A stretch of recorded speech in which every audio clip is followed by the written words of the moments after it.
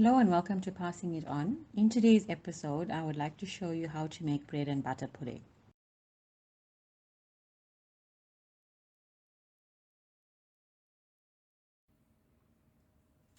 So the ingredients for our bread and butter pudding, the main ingredient would be bread. I'm going to use about 4 to 6 slices. I have 2 eggs. I've got sultanas, or you can use raisins if you have, a cup and a half of milk, rama, and I have a tablespoon or so of jam. For the spice, you can either use mixed spice or cinnamon if you have. So the first step, I'm going to take a slice of bread and butter it. You can keep the crust on, or you can remove the crust if you have fussy eaters at home. And add some jam. You can leave the jam out if you prefer, but sometimes it tastes really nice with the jam. Okay, so I have a casserole here which I've added spray and cooked to, and then I'm going to cut this sandwich in triangles. It can just so that it fits in this casserole. And I'm going to place it like this. So we have 4 neat triangles. And we're going to continue with the rest of the bread until the casserole is full. For the liquid mixture, I'm going to add 2 eggs. I'm going to use a jug, so it's going to be easier to bring the mixture together.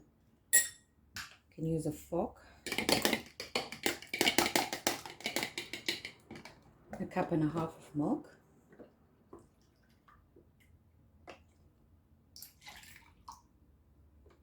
You can add a little bit more milk if the mixture is not looking too runny. Mix that together. Now we've added jam to the bread pieces. You can leave the sugar out, but if you prefer, you can add sugar, and then we're going to add the mixed spice to this. Give it a good whisk.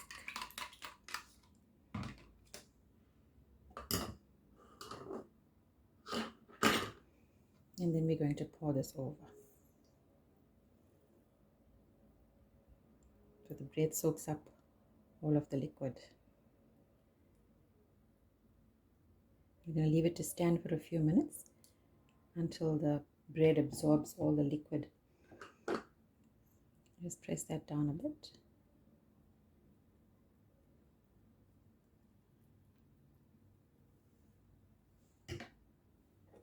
We can add the sultanas. I've rinsed this out. And you can add a bit more spice on top. And then we're going to pop this into the oven to bake for about 20 minutes, 20 to 25 minutes, depends on your oven temperature. And I'm going to show you what it looks like when it's done.